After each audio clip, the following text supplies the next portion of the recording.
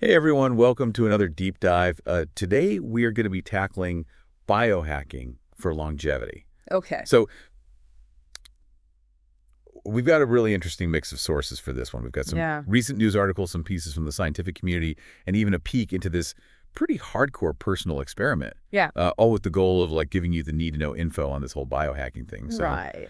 just to get us all on the same page, when we talk about biohacking, what exactly are we talking about? Well, our sources actually frame it in a few different ways. Medical News Today defines it as this DIY approach to optimizing your biology Hmm. for better health performance and, potentially a longer lifespan. Okay. Then you've got Tony Robbins, who really emphasizes the kind of the blend of scientific knowledge with that personal experimentation piece Hmm. to boost your energy and just like overall vitality. Yeah. And then Biogena frames it more as like strategically fine-tuning your own biology through things like diet and sleep. Gotcha.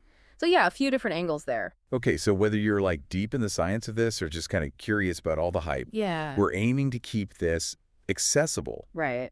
and, still uncover some really cool details. Exactly. So our mission for this deep dive is pretty straightforward. Okay. We're going to distill the most important evidence-backed strategies for longevity from all this material we've looked at. Gotcha. Highlight any surprising facts and just make it all really understandable. Sounds good. Okay, so let's jump right in with our first big topic, intermittent fasting. All right. So intermittent fasting, what is it really all about?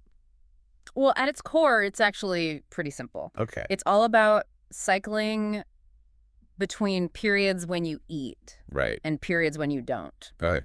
Newsmedical.net, Medical News Today, and Tony Robbins all talk about this. Yeah. And the potential benefits for longevity are super interesting. Okay, like what?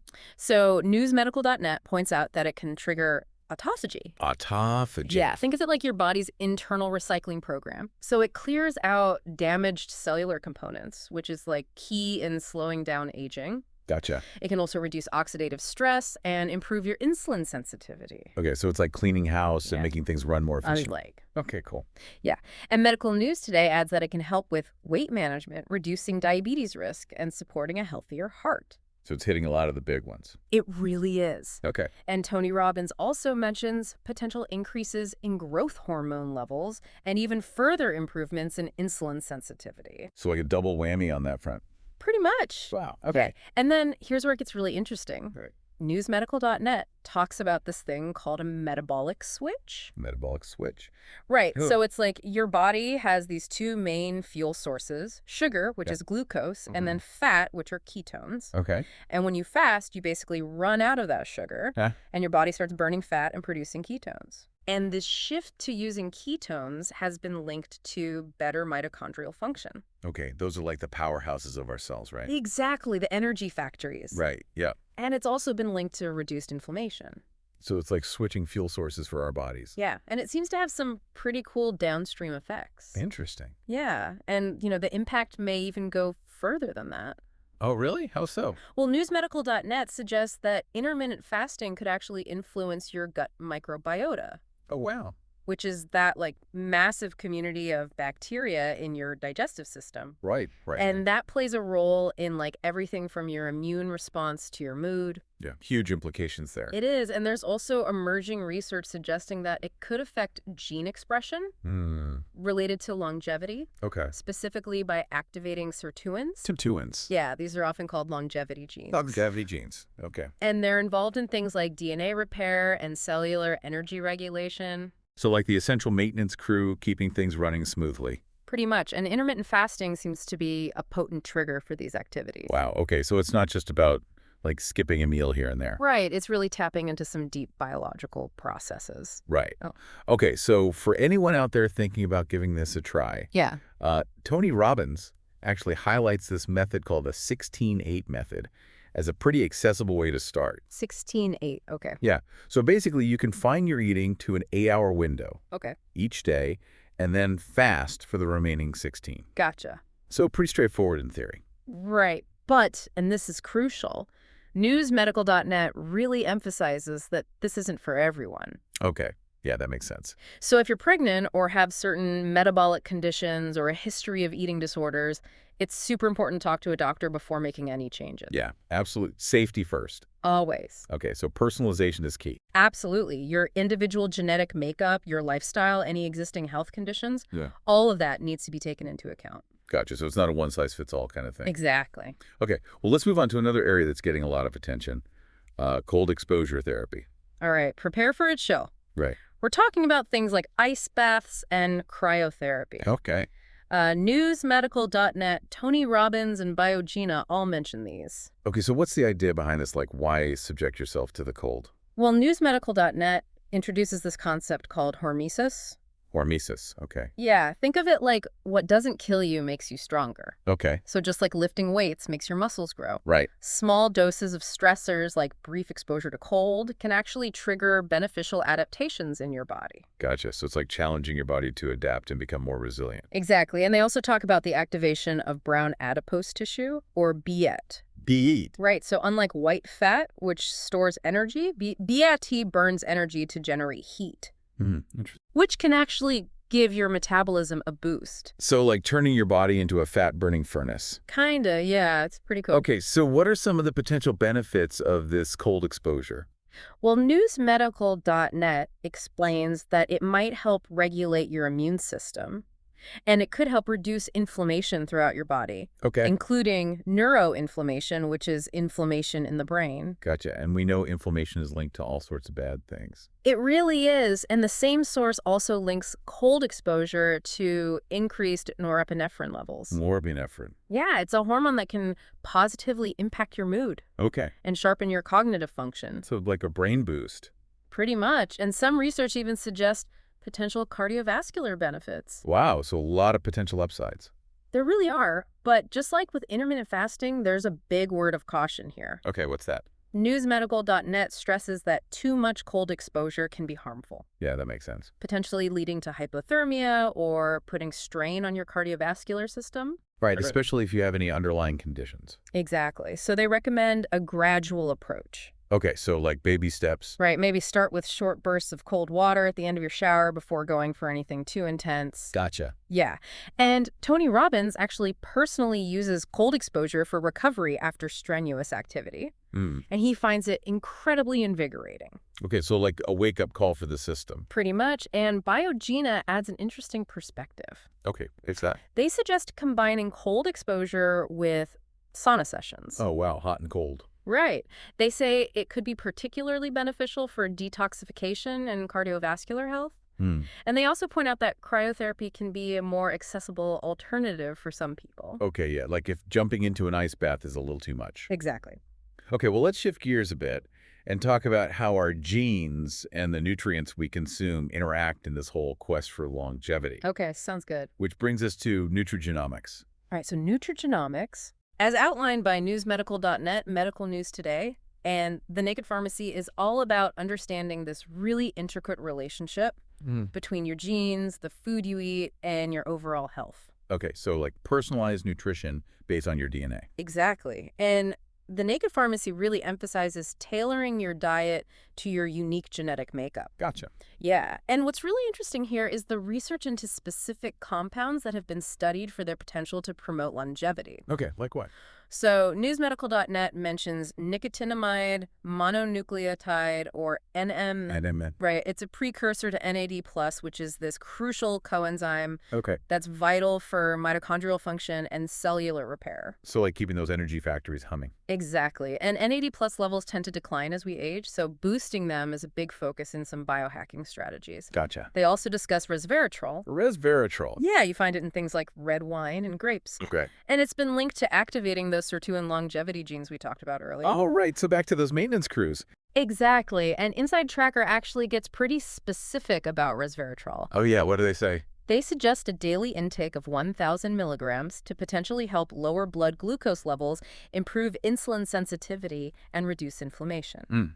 No. But it's important to note that, as Insight Tracker clarifies, Yeah. the effects of resveratrol on human lifespan haven't been definitively established in studies yet. Right, so more research is needed. Definitely. Okay. Newsmedical.net also highlights other polyphenols like quercetin and curcumin, Okay. which are known for their anti-inflammatory and antioxidant properties. Gotcha. And again, Insight Tracker provides a specific detail here, Okay. mentioning that up to 1,000 milligrams of curcumin per day might help reduce HSCRP levels. HSCRP. Yeah, it's a marker of inflammation in the body. Okay. And the list goes on. Oh, yeah, what else? Newsmedical.net emphasizes the importance of omega-3 fatty acids, vitamin D, and magnesium. Those are pretty common ones. Right, they link them to a reduced risk of various chronic diseases. But they also make a crucial point. Okay. Supplementation should be personalized. Right. And taking excessive amounts of certain compounds could actually have adverse effects. So it's not just popping pills willy-nilly. Definitely not. And Insight Tracker adds a couple more interesting compounds. Oh, like what? Sulforaphane. Sulforaphane, okay. You find them in cruciferous vegetables like broccoli sprouts. Okay. And they may help improve mitochondrial health by activating the NRF2 pathway. NRF2. Yeah, it's a key regulator of antioxidant and detoxification responses. Okay. And they also mention folate, which is a B vitamin. Right. And some research suggests it might play a role in maintaining telomere length. Telomere length. Right. Those are the protective caps on the ends of your chromosomes, Okay. which are associated with a lower incidence of disease. Fascinating. It is. So the takeaway here seems to be that while there are promising compounds being studied, Right. it's not about blindly taking a ton of supplements. A personalized approach, ideally guided by an understanding of your individual needs and potentially your genetic profile, seems to be the way to go. Okay, so informed and targeted supplementation. Exactly. Okay, well, let's move on to something we all experience, sleep, and how regulating our body's natural rhythms can impact longevity. Absolutely fundamental. Yeah. Newsmedical.net and Biogena both emphasize that getting quality sleep is huge for promoting longevity. Okay. And they link disrupted sleep patterns to a higher risk of cardiovascular disease, cognitive decline, and metabolic disorders. So sleep is not just about feeling rested. Not at all. It's crucial for so many different systems in your body. Wow. And Biogena even goes so far as to say that sleep is the basis of everything when it comes to health. Wow, okay. Yeah, it's that important. Okay, so remind us about the role of melatonin in all of this. Right, so newsmedical.net reminds us that melatonin is crucial for regulating our sleep-wake cycles. Right. And its release is triggered by darkness. Okay, so darkness is key. All right, so what are some practical strategies for getting better sleep? Well, our sources highlight a few key things. Good. Maintaining a consistent sleep schedule. Even on weekends? Even on weekends, yeah. Okay. Minimizing exposure to artificial light, especially blue light from screens in the hours before bed. Gotcha. And ensuring you get enough natural light, particularly sunlight during the day. Okay. And Biogena points out that sunlight actually helps stimulate the production of serotonin. Serotonin. Yeah, it's a neurotransmitter involved in mood regulation, Yeah. and it's a precursor to melatonin. Okay, so getting that sunlight is really setting you up for good sleep later on. Exactly. And newsmedical.net also emphasizes the importance of good sleep hygiene practices. Okay, like what kind of things? Things like reducing caffeine and alcohol intake, Right. creating a comfortable and dark sleep environment in your bedroom, Mm. and incorporating relaxation techniques like meditation or deep breathing before bed. So it's about creating the right conditions for sleep. Exactly. And here's a concerning point. Poor sleep has been linked to increased levels of beta amyloid protein in the brain. Beta amyloid. Yeah, it's associated with Alzheimer's disease. So the stakes are pretty high when it comes to sleep. They really are, and it's not just about the quantity of sleep you get, but also the quality. Okay, right. Newsmedical.net mentions that deep sleep is particularly important for metabolic regulation, strengthening the immune system, and even facilitating detoxification processes in the brain. So deep sleep is where the magic happens. Pretty much, yeah. It's essential for our long-term health and well-being. Okay, so we've talked a lot about keeping our bodies in good shape. Right. But what about our minds as we age? Absolutely. Let's dive into this idea of neuroplasticity and strategies for maintaining cognitive health. Okay, so given that cognitive decline is a big concern as we get older, Right. both newsmedical.net and Insight Tracker highlight this. Yeah. And Insight Tracker even notes a correlation between higher cognitive function and lower mortality rates. Mm-hmm. So actively working to keep our brains sharp is super important. Yeah, it's not something we can just ignore. Definitely not. And neuroplasticity is key here. Neuroplasticity. Yeah, it's the brain's ability to adapt and form new connections throughout our lives. So like keeping our brains flexible and adaptable. Exactly. And Inside Tracker mentions that activities like meditation and brain training exercises, Okay. like the game Brain Age, have shown promise in improving things like executive functions and processing speed Okay. across different age groups. So those brain games actually do something. It seems so, yeah. Okay. And newsmedical.net also touches on the potential role of nootropic compound. Nootropic compounds. Yeah, and Inside Tracker specifically mentions caffeine as a readily available example. Right, the classic pick-me-up. Exactly. It can enhance alertness and cognitive function. Gotcha. And it's not just about mental exercises either. Okay. Newsmedical.net points out that regular physical exercise, Okay. both aerobic and resistance training, is associated with increased neurogenesis. Neurogenesis. Yeah, the growth of new neurons in the brain. So exercise is good for the body and the mind. It really is. And Tony Robbins brings up a couple of interesting biohacks focused on mindset as well, Oh, yeah, like what? using functional music. Functional music. Right, which often incorporates audio entrainment with binaural beats to induce relaxed and focused states. Interesting. Yeah, and cultivating gratitude practices to foster a more positive outlook. Okay, so like working on the mental and emotional side of things, It's too. exactly. All of these strategies really highlight that we have the power to influence and improve our cognitive function as we age. Yeah, that's a really empowering message. It is. Okay, well, let's shift gears now and look at a pretty extreme example of biohacking in action. Brian Johnson's Blueprint Protocol. Okay, so Brian Johnson. Yeah, Freethink published this really fascinating article about his super intense and super expensive Right, I've heard about this. quest to reverse the aging process. Yeah, it's pretty wild. Right, so it's like $2 million a year. Yeah, something like that. And his protocol, which he calls Blueprint, is incredibly strict. Okay, what does it involve? Well, it's a completely vegan diet Okay. with specific formulated meals like Green Giant, Super Veggie, and Nutty Pudding, all consumed within a very narrow eating window. Okay, so super regimented. Oh, yeah. And he takes over 100 different supplements every day, Wow, over 100. engages in a rigorous daily exercise routine, Okay. and undergoes constant monitoring of tons of biological markers. So like taking it to the absolute max. Pretty much, yeah. And what's remarkable is his claim that he's managed to slow his rate of aging to that of a 10-year-old Wow, okay. and achieved 50 perfect biomarkers. 50 perfect biomarkers. 50 perfect biomarkers. Yeah. That's quite a claim. It is. And his motivation, as Freethink reports, is to basically eliminate conscious decision-making from his health choices. So to let his body's scientifically determined needs dictate everything. Wow, so like completely surrendering to the data. Pretty much. Yeah, even if it means overriding those ingrained unhealthy impulses. Okay, so no more cheat days. Not a single one. And the scale of his whole operation is pretty mind-boggling. Yeah, I bet. Freethink mentions he even has an in-house medical clinic An in-house medical clinic. to facilitate all the monitoring and interventions. So it's a full-time commitment. Oh, yeah, and a huge financial investment, obviously. Makes sense. But Brian himself has said that he sees his approach as this extreme outer edges example that others might adapt and learn from. Okay, so like pushing the boundaries to see what's possible. Exactly. Interesting. Yeah, and Freethink actually conducted a 30-day experiment where people tried a simplified version of Blueprint. Oh, wow. And how did that go? Well, they noted the cost of the supplements alone was over $1,000 for a month. Wow. So even a simplified version is not exactly cheap. Not exactly. Okay. And participants did experience some initial weight loss, Makes sense. but they also reported feeling better overall, with more stable energy levels throughout the day, Okay. even though they found the diet a bit boring.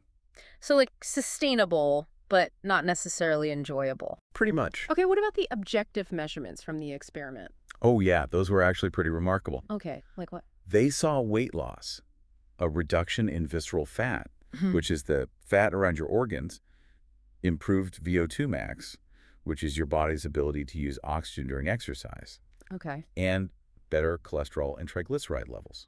Wow, so some pretty significant improvements. Yeah, and get this, the biological age test they used suggested a reduction in biological age from an average of 36 to 33 years old.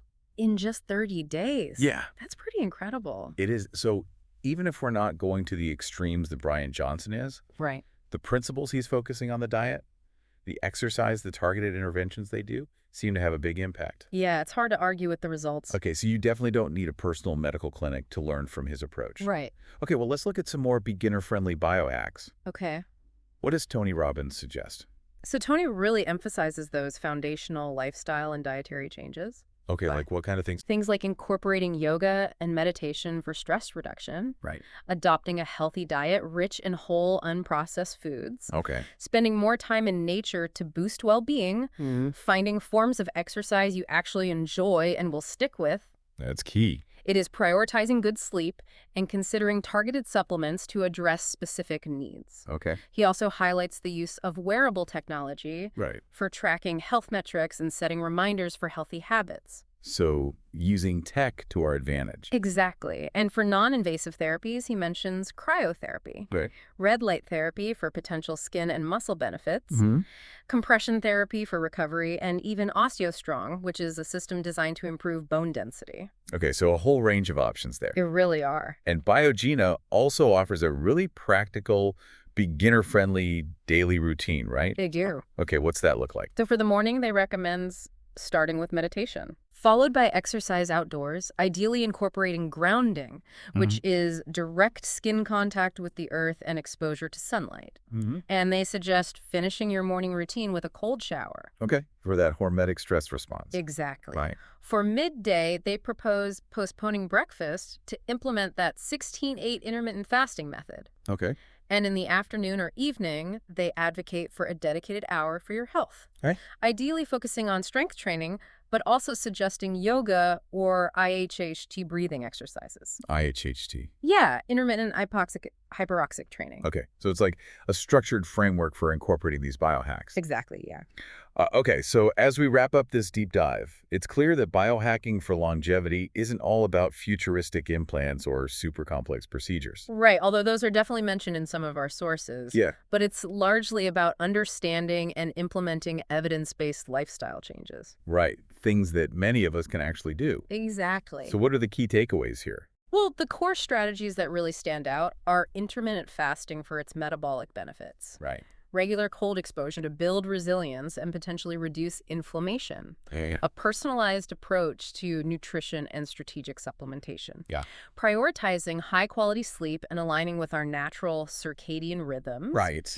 and actively engaging in things that support and enhance our cognitive health as we age. Okay, so it's a holistic approach. It really is. And as Biogena wisely points out, the journey of biohacking is a very personal one. Yeah, that makes sense. What works best for you will likely involve some self-experimentation and paying close attention to your own body's signals. Right, so it's not a one-size-fits-all kind of thing. Definitely not. Okay, so final thought for our listeners. Okay. Considering all this amazing research and the potential to positively impact how we age, what small but meaningful change could you incorporate into your life to move towards a longer and healthier future? Yeah, what one thing could you try that might make a real difference? We encourage you to explore these concepts further and see what resonates with you. And remember, it's all about finding what works best for you on your own unique journey. Absolutely. Thanks for joining us on this deep dive, It's been a pleasure. and we'll see you next time. Until then.